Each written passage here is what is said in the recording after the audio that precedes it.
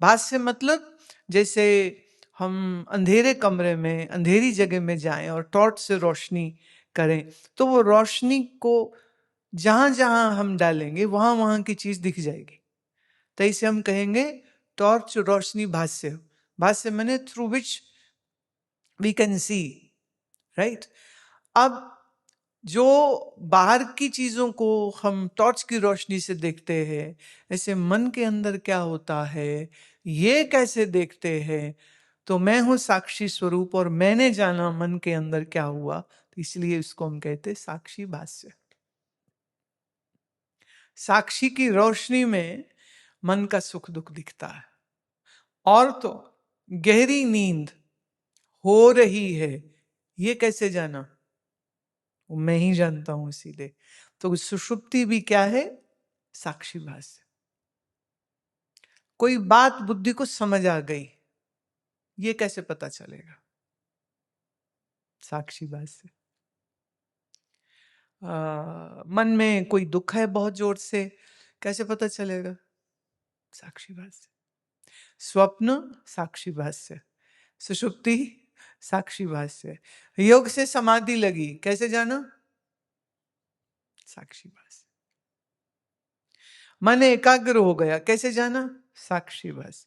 मन विक्षेप में है, कैसे जाना?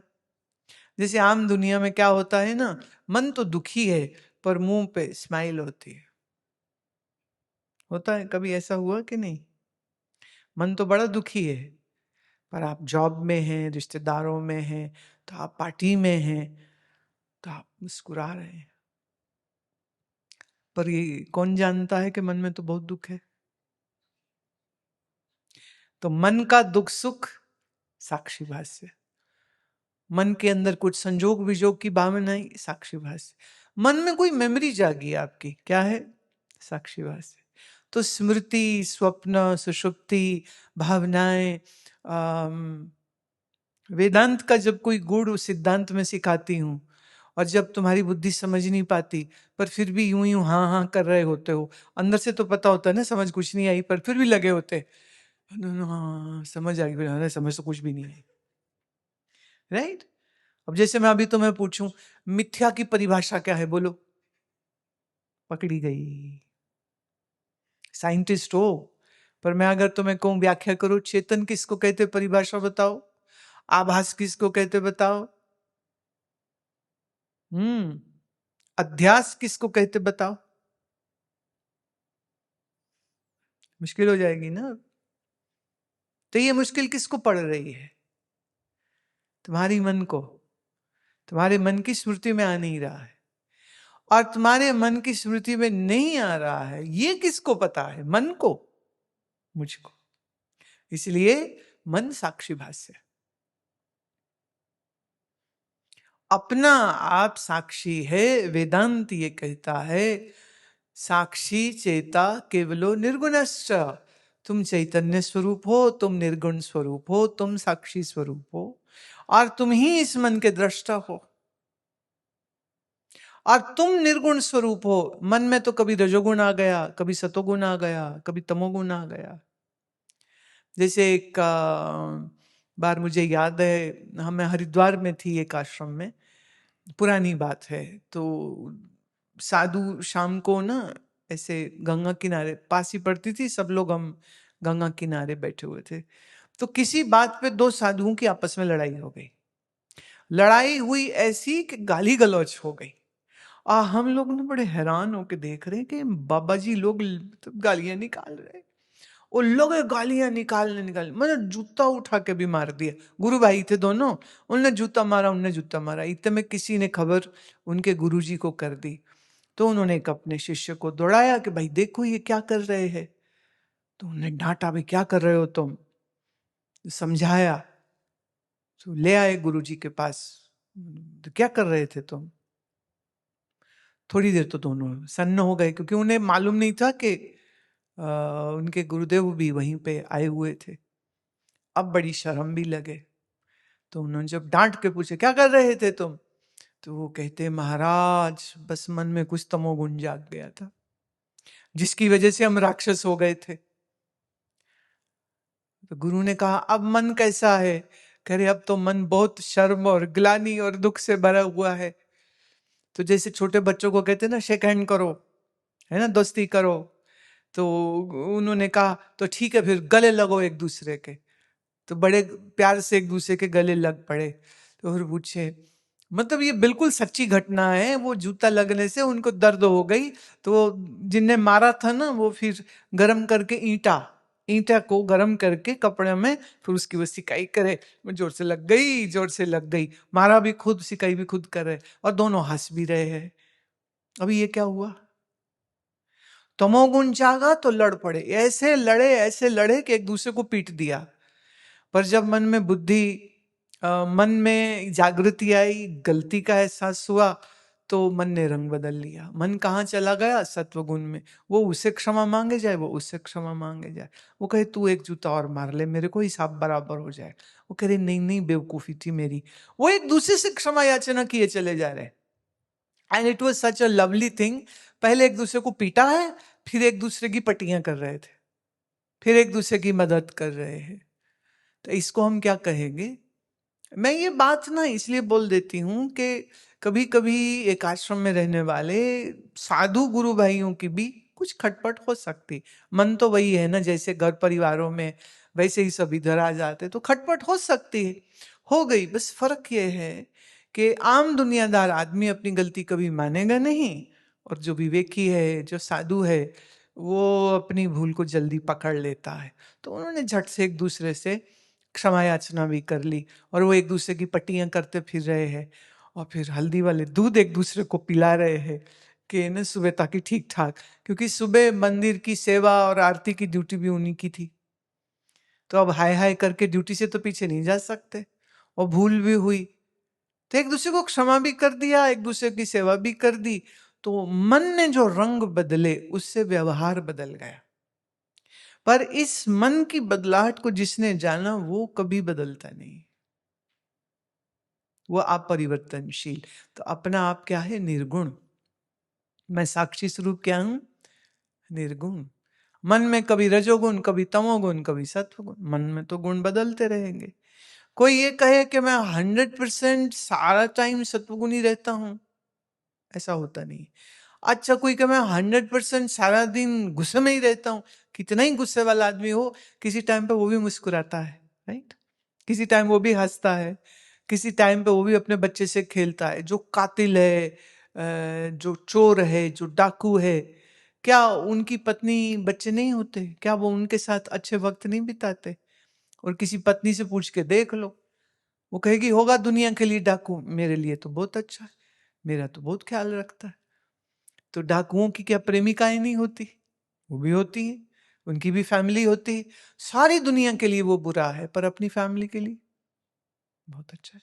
इसका मतलब बुरे से बुरे इंसान के मन में भी कुछ अच्छे गुण होते हैं, और कभी कभी अच्छे से अच्छे व्यक्ति के अंदर भी कुछ बुराइयां आ जाती हैं। तो मन के अंदर गुणों का परिवर्तन होता रहता है। साधक वो है जो बाय एफर्ट अपने मन में सत्वगुण अधिक समय रहे, रजोगुण तमोगुण दब के रहे, इसकी वो कोशिश करता है। ये बात तय है, गुणों का परिवर्तन कहां होता है? मन में। जानने वाला कौन है? मैं दृष्टा साक्षी जानता हूं। तो मन के अंदर परिवर्तन, बुद्धि के अंदर परिवर्तन। आज से 20 साल पहले जैसी बुद्धि तेरी आज है, तब भी ऐसी ही थी क्या? अब उस समय बुद्धि क्या थी? पढ़ाई करने अमेरिका जाऊं, शादी हो जाए, अच्छी जगह शादी हो जाए, फिर ये हो जाए, फिर वो हो जाए, फिर मेरा हस्बैंड अच्छा हो, फिर बच्चा हो जाए, फिर बच्चा हो गया तो मन की इच्छाएं कुछ और, बुद्धि की सोच कुछ और हो गई। तो मन बुद्धि में तो परिवर्तन होते रहते, शरीर में भी परिवर्तन होते रहते, पर इसमें अपरिवर्तनशील कौन है? Who never changed? It's you. You never changed. आत्मा में कोई परिवर्तन नहीं है, वो सच्चिदानंद है, था और रहेगा। पर जब हम अपने स्वरूप को नहीं समझ पाते हैं, तो हम मेरा ही आभास जो मन में हुआ, मुझ चेतन का रिफ्लेक्शन, आभास जो मन में हुआ, इस रिफ्लेक्टेड सेल्फ को मैंने मैं मान लिया।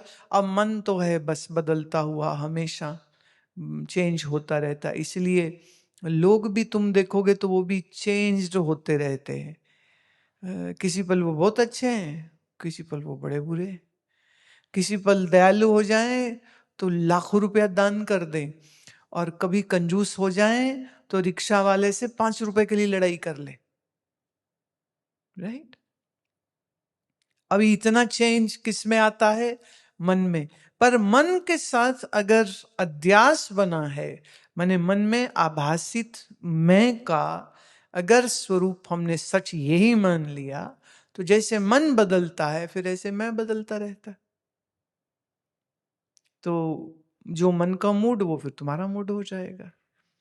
इस अध्यास को, इस कनेक्टिविटी को, the reflected self is not the real self, इस बात को समझने के लिए बार बार मनन से, एग्जाम्पल से, बार बार वेदांत के सूत्रों को पढ़ने से और फिर उस पर मनन करने से ज्यों ज्यों वो अंदर क्लैरिटी आती जाती है। वो एकदम से नहीं आती। मैं साक्षी हूं, मैं साक्षी आभास नहीं हूं, ये समझना थोड़ा सा चैलेंजिंग हो जाता है। पर फिर जैसे जैसे मनन, जैसे जैसे हम इसके ऊपर बार बार चिंतन करते हैं। अब चिंतन कैसे करेंगे? ऑफ कोर्स बुद्धि से करेंगे। शरीर तो जड़ है, इंद्रियां भी जड़ है, और मैं आत्मस्वरूप तो ज्ञान स्वरूप है, उसमें तो कोई चिंतन हो नहीं सकता। तो चिंतन कहाँ होगा? बुद्धि में। तो ये बुद्धि को हम प्रज्ञा वाली बुद्धि बनाते हैं। तो वेदांत वचन का वैराग्य से मन का कलर अच्छा रखते हुए, सात्विकी रखते हुए जब हम इसके ऊपर विचार करते हैं तो धीरे धीरे ये स्पष्ट होता है, जो बदल जाए वो मैं नहीं हूं, जो गुणों के प्रभाव में बदल जाए वो मैं नहीं हूं, और जो मैं है वो कभी बदलता नहीं है। और जो तुम्हारा वास्तविक मैं है वो परिचिन्न भी नहीं है, वो अपरिचिन्न है। अभी तो इस देह इंद्रिय मन बुद्धि से भिन्न मैं कैसे हूं, अभी तो यही समझ लग जाए तो बड़ी बात हो जाएगी। But finally the reality is this, कि ये जो तुम साक्षी स्वरूप हो, यही साक्षी ब्रह्म है, यही साक्षी व्यापक भी है। इसलिए आत्मा प्लूरल नहीं है, आभास प्लूरल। चंद्रमा बहुत नहीं होते, पर एक ही चंद्रमा के अरबों रिफ्लेक्शंस, आभास हो सकते। मन अरबों खरबों है। मैं कल पढ़ रही थी तो भारत की संख्या, जनसंख्या अभी 1 अरब 50 करोड़ हो गई। How many bodies, how many minds. हर मन में एक मैं हूं का एहसास है। तो इसलिए लोगों को लगता है कि आत्माएं भी बहुत सारी होती होंगी। अभी वो बात अलग है, आत्मा और जीव का और ब्रह्म का स्वरूप क्या है, भेद क्या है, ये सिवाय उपनिषद के और किसी भी धर्म ग्रंथ में भी तुमको, सो कॉल्ड किसी भी मजहबी ग्रंथ में ये विचार नहीं मिलने वाला। ये ख्याल रखना, जो मजहबी हैं, जो सांप्रदायिक लोग हैं, उनकी धर्म की किताबों में ये चीजें नहीं मिलने वाली। ये सिर्फ आपको वेदांत कहाँ मिलेगा? ये आपको सिर्फ सनातन धर्म में मिलेगा, वेद में मिलेगा, हाँ, ब्रह्म सूत्र में मिलेगा, गीता में मिलेगा। सो भाग्यशाली हैं वो लोग जो गीता पढ़ते और समझते हैं। भाग्यशाली हैं वो लोग जो आदि शंकर के दिए हुए प्रस्थान त्रयी को, ब्रह्म सूत्र, भगवत गीता और प्रकरण ग्रंथ जो, हाँ, जो उसका विचार करते हैं तो वही समझ पाते हैं ऐसे ऐसे ऐसे ऐसे।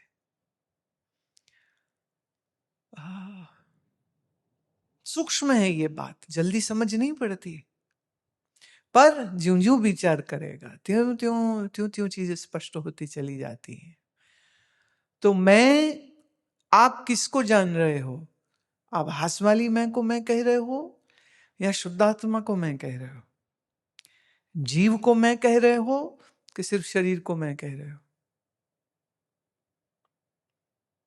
ज्यादातर लोग क्या है, शरीर को ही मैं कह रहे हैं। थोड़ा बहुत बीच में मन आ जाता है, सुख दुख और मूड जिसको हम कहते हैं, लेकिन मैं शुद्ध आत्म स्वरूप हूं, ये समझ कितने लोगों को होगी? बहुत थोड़े लोग, बहुत बहुत थोड़े लोग। मंदिर में जाके पूजा करने वालों की भीड़ बहुत बड़ी है, सोमवार शिवालय पे जाकर जल चढ़ाने वालों की बहुत बड़ी संख्या है, लेकिन चिदानंद रूपा शिवोहम शिवोहम ये ज्ञान बोध करने वाले लोग कितने कम होंगे, क्योंकि उसके लिए आचार्य चाहिए। भवानी शंकरो वंदे श्रद्धा विश्वास रूपिणो। भवानी और कहते शंकर की कृपा से ही, अटूट तुम्हारी श्रद्धा और विश्वास, तुम्हारी भक्ति की वजह से ही फिर कोई ऐसा ब्रह्मज्ञानी गुरु मिलेगा जो आपको ये रहस्य समझा देगा कि शिव कौन है और चिदानंद क्या है, और तुम जीव नहीं हो, तुम शरीर नहीं हो, तुम मन नहीं हो, तुम बुद्धि नहीं हो, तुम तो स्वयं शिव स्वरूप हो। याभ्याम बिना न पश्यन्ति। ये कृपा दृष्टि जब तक ना मिले, जब तक ज्ञानी गुरु ना मिले, तब तक ये रहस्य खुलता ही नहीं है। ये रहस्य तभी खुले जब कोई ज्ञानी गुरु मिले। और ज्ञानी गुरु कैसे मिले? भवानी शंकरो वंदे श्रद्धा विश्वास रूपिणो।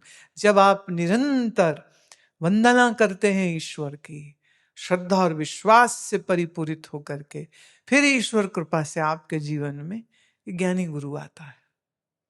फिर हम सुनते हैं, फिर हम समझते हैं, फिर धीरे धीरे पता चलता है कि हमारी असलियत क्या है। देह नहीं, मन नहीं, बुद्धि नहीं। देह नहीं जल्दी समझ आ जाएगा, मैं मन कैसे नहीं, थोड़ी मुश्किल से समझ आएगा। कैसे समझ आएगा? बार बार वेदांत वचन का श्रवण करने से समझ आ जाती। ठीक।